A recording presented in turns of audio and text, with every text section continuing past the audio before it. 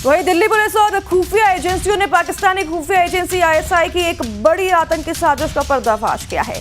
ISI ने देश के कुछ अहम जगहों पर बड़ा धमाका करने की योजना बनाई थी और इस साजिश में शामिल 2 जासूसों अंसारुल मियां और अंसारी और अखलाक आजम को गिरफ्तार कर लिया गया है। पुलिस को शक है कि इस मामले में पाकिस्तान दूतावास में दानिश समेत स्लीपर सेल के कुछ लोग भी शामिल हो सकते हैं।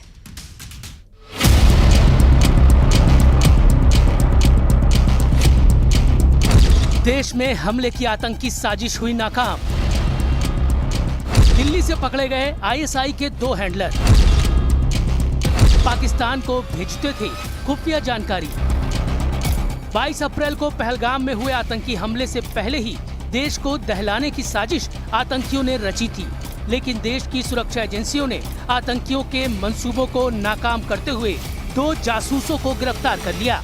फरवरी महीने में हुए इस ऑपरेशन में दिल्ली में 2 जासूसों की गिरफ्तारी हुई थी। इनकी पहचान नेपाल मूल के अंसारुल मियां अंसारी और रांची में रहने वाले अखलाक आजम के तौर पर हुई थी।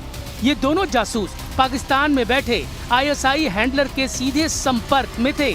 फिलहाल इन जासूसों से पूछताछ हो रही है कि इनके साथ और कौन-कौन लोग इस आतंकी गतिविधि में शामिल रहे थे। पुलिस सूत्रों के मुताबिक देश में बड़े हमले की फिराक में खुफिया दस्तावेज पाकिस्तान भेजने के लिए ये स्लीपर सेल एक्टिव हुआ था, जिसके लिए आईएसआई ने नेपाल के रास्ते दिल्ली में अंसारुल अंसारी को भारत भेजा था। चूंकि आईएसआई ये जानती थी कि नेपाली मूल के अंसारुल अंसारी को भारत में एंट्री करने में कोई दिक्कत नहीं होगी और अंसारुल मियां अंसारी फरवरी के पहले हफ्ते में दिल्ली आ गया। अनवारुल मियां अंसारी के दिल्ली आते ही उसे आईएसआई हैंडलर ने एक पार्सल सौंपा, जिसमें कई गोपनीय जानकारी थी और ये पार्सल हर हालत में पाकिस्तान तक पहुंचाना था। इसके लिए अंसारुल अंसारी को रांची के रहने वाले अखलाक आजम को सपोर्ट करने के लिए कहा गया। चूंकि अखलाक आजम टेक्निकल रूप से मजबूत था और उसे टास्क सौंपा गया कि पार्सल से दस्तावेज निकालकर ईमेल के जरिए पाकिस्तान भेजे। लेकिन ये दोनों हैंडलर कामयाब हो पाते उससे पहले ही भारतीय खुफिया एजेंसियों ने इनके प्लान को इंटरसेप्ट कर लिया। इसके बाद हरकत में आई दिल्ली पुलिस की स्पेशल सेल और अन्य एजेंसियों ने निगरानी शुरू कर दी। फिर पुख्ता इनपुट के आधार पर 15 फरवरी को दिल्ली में मियां अंसारी को गिरफ्तार कर लिया गया। पिछले कुछ दिनों में ही ट्रैप करके अखलाक आजम को भी गिरफ्तार कर लिया गया। इन जासूसों की गिरफ्तारी के लिए सुरक्षा एजेंसियों को 3 महीने तक एक गुप्त ऑपरेशन के जरिए काम दिया गया था। पुलिस सूत्रों के मुताबिक पकड़े गए अंसारुल अंसारी और अखलाक आजम के फोन में काफी चैट्स थे, जिसे ये पाकिस्तान में बैठे आईएसआई हैंडलर से साझा कर रहे थे। अंसारुल अंसारी लगातार बाहर का नंबर इस्तेमाल कर रहा था ताकि उस पर शक न हो और न ही वो पकड़ में आए। आईएसआई ने इसको भारतीय सेना की खुफिया जानकारी इकट्ठा करने की जिम्मेदारी दी थी और कुछ महत्वपूर्ण गोपनीय जानकारियों को पाकिस्तान तक पहुंचाने का काम दिया था।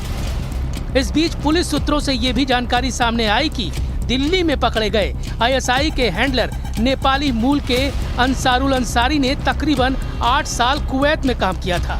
वहां वो टैक्सी चलाता था। इसी दौरान उसकी दोस्ती कुछ पाकिस्तानी नागरिकों से हुई। उसके बाद वो उनके साथ 2024 में पाकिस्तान भी गया था और इसी दौरान अंसारुल अंसारी आईएसआई के संपर्क में आया और आईएसआई के ऑपरेटर ने अपने साथ उसे शामिल कर लिया। उसे पैसा देकर भारत भेज दिया, जिसके बाद इसे गिरफ्तार कर लिया गया। पुलिस ने इस मामले में चार्जशीट दाखिल कर दी है और ये पता लगाने की कोशिश में जुटी है कि अंसारुल अंसारी तक पार्सल पहुंचाने वाले कौन लोग थे।